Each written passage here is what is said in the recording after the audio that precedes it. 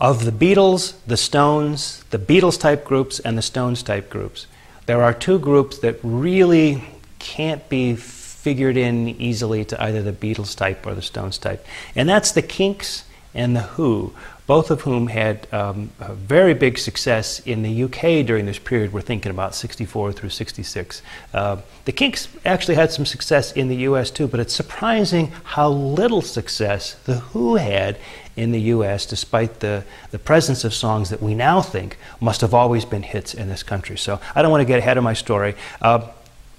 The thing about the Kinks and the Who, and one of the reasons why they don't fit into this classification, is because they both depend on powerful and aggressive music, and it's the powerful and aggressive kind of thing that that makes them seem like they might be a little bit more like the Rolling Stones in the sense of the blues influence and the power and the guitar domination and, you know, the really sort of strong and aggressive kind of music. But then both groups have got clever and thoughtful lyrics, where there's an emphasis on sort of developing a real sort of songwriterly kind of approach to lyrics, and that seems to fit more with the Beatles and John Lennon and Paul McCartney, and really less with Mick Jagger and Keith Richards. And so they blend these two kinds of things together, this songwriterly component, either it's Ray Davies for the Kinks or Pete Townsend for the Who, together with a kind of a sort of powerful approach to the music, and kind of blend together qualities of the Stones and the Beatles to create their own style that doesn't really fit easily into the Beatles type or the Stones type. Now, as I said before, neither group really broke as strongly in the States as the Beatles or the Stones. And the Kinks had more single success. They had a little bit of problem supporting their success in the United States because they somehow managed to get themselves banned from the country. I think they were kind of like a wild bunch. I think they got themselves into trouble while they were here, and the immigration people said they weren't interested in giving them visas to come back. And without the ability to come back and really promote the music in this country, they were a little bit hamstrung in terms of their sales here. The Who never really had much success. It wasn't really until a song called I Can See for Miles from 1967 that got to #9 that they really had any success. Their success in this country really starts with Tommy, and that's outside of the consideration of this week's class. We'll deal with that when we talk about psychedelia. Tommy is from 1969.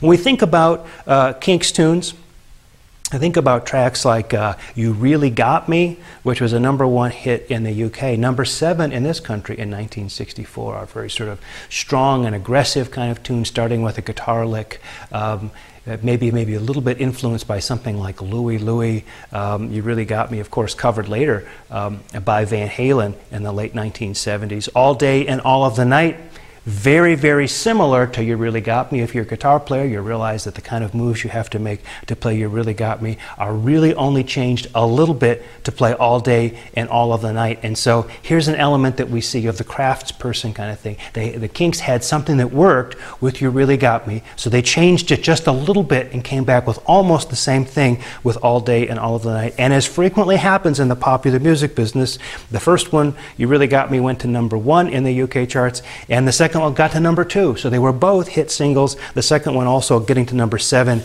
in this country in 1964. Tired of Waiting for You also uses a chord progression very similar to You Really Got Me and All Day of the Night, although now it's arpeggiated out, so it's changed a little bit, so the similarity is not as obvious. That one went to #1 in the UK, #6 in this country in 1965. Until the End of the Day uses a lot of the same kinds of features, going to #6 in the UK in 1965 and not charting in this country. Ray Davies was to go on and as John Lennon's lyrics started to turn more philosophical, and as Dylan became an important performer in the summer of 1965, his lyrics would start to get much more philosophical, reflecting on society and sort of beginning to turn against the status quo. A Well-Respected Man, for example, is a good example of him offering a critique of conformity and everyday expectations, people who were inauthentic and weren't really being who they needed to be in order to be true to themselves and true to one another. And so this kind of critical thing that you see with a group like Ballad of a Thin Man from Bob Dylan or Nowhere Man from John Lennon, you see as well from Ray Davies.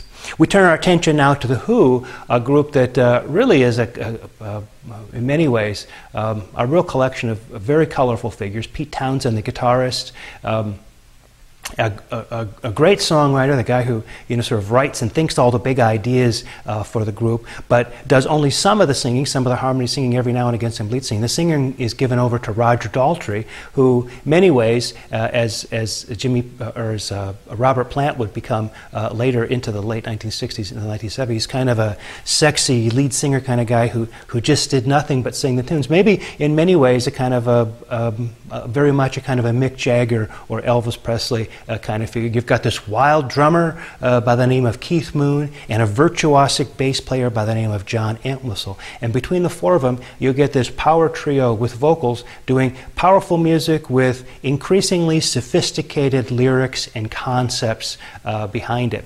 The first big hit that we think of when we think of The Who is My Generation. Went to number 2 in the UK in 1965, but many people are surprised to find out that that was never a hit in 1965 in the US. In fact, it never even made the charts.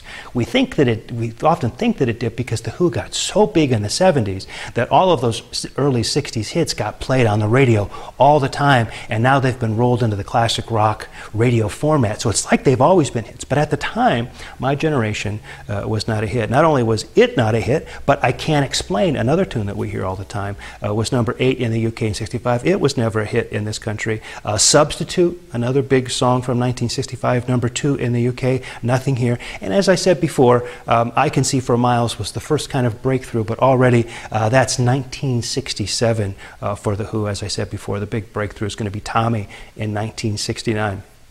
The thing about The Who is that they were part of a movement that happened in the UK that never really caught on in this country called the Mods. If you've ever seen the movie Quadrophenia, you should check it out. Sting plays in the movie. It's an interesting film. It's a kind of a movie interpretation of the Who concept album Quadrophenia. But it's set in Brighton Beach, where there was a famous riot between two groups of young people who had very different values. The rockers, who were kind of, the leather jacket, greased back hair type, chains, big sort of Harley motorcycle types, and the mods, who were very sort of well coiffed and hygienic, and didn't so much drive big motorcycles as they drove like little Vespa scooters and that kind of thing, much more sort of pop dandies in a certain kind of way. Anyway, one weekend they ended up down at Brighton Beach and got into a fight. It was a riot that took over the whole city, and it made all the papers, and it was the mods versus the rockers. Well, it turned out the Who were the band of choice for the mod movement. We never really had a mod movement in this country, but the mods used to like to listen to Motown records. They danced a lot, and the Who was their sort of iconic band. They were part of this mod thing. The mod and rocker situation in the UK shows up in the Beatles' Hard Day's Night, by the way. There's one place in the movie where they're being asked a rapid flurry of questions, and so they say things like to John Lennon, how did you find America? And he says, turn left at Greenland. And they ask Ringo, are you a mod or are you a rocker? Referring, of course, to this Brighton Beach thing. And he says, I'm neither, I'm a mocker. Of course, nobody in 1964 in this country would have had any idea what they were talking about, but it would have been funny, and it would have been something that people in the UK would have understood immediately if they knew anything about the popular culture that was going on there at the time. So the Who are the band that's associated with the mods, and it's that association that sort of drives them to the top of the charts, or at least it's part of it that drives them to the top of the charts in the UK. But of course, there was no mod movement here. Their music never really made the transition to America. Well, now we've talked about the Kinks and the Who, and it's time for us to reflect for a minute on what we've talked about during this entire week of lectures. The British invasion, as it turns out, opened up new opportunities for British artists in the UK, and not only in the UK but in the US, and this had the American music business shaken up by these new arrivals. The fact, this is actually kind of a repeat of something that we've seen already. When all of a sudden, in 1955, 1956, 1957, all of these records from independent labels started to cross over into the mainstream pop charts, and they were edging out records by major labels, and the major labels were scrambling to be able to produce their own versions of these records. There was a real sort of shock that went through the industry, and we see how that turned out in the end. There were the payola hearings and all that, and by 1959 into 1960, these powers that be had taken it over again. Well, it all starts to happen again in this country when in early 1964 the Beatles and all of these British acts start to come and have a tremendous amount of success. There's another kind of threat that goes on there. And so the story is often told that the British invasion totally shook up the American music business, as if everybody had to stop what they were doing and do something else. Well, that's not really, of course, what happened, but it was a significant shock. In some ways, some parts of the American music business continued as they were. As I mentioned last week, Phil Spector had a hit with the Righteous Brothers' "You've Lost That Love and Feeling" in 1964. If you track the progress of Motown records through the 60s, Motown Records really starts to hit its stride in 64 at almost the same time as the Beatles show up in this country. If you track, for example, the hits of the Beatles and the hits of the Supremes during the period between 1964 and 1966, the Supremes really stay step for step with the Beatles. And what are the Supremes if not a girl group? I thought the British invasion displaced the girl groups. Well, not so much. See, they're a girl group from Detroit, not one from New York, not from the Brill Building, but still it's a girl group kind of thing. So there is a continuity from what was happening before, but it's true. The Beatles and the British invasion did shake up the music business. But by the summer of 1965, the American bands would be back. It would be folk rock, it would be Dylan, it would be the Byrds, it would be a new kind of Southern California kind of sound and focused in the music business. And it's to that American response to the British invasion that we turn in next week's lectures.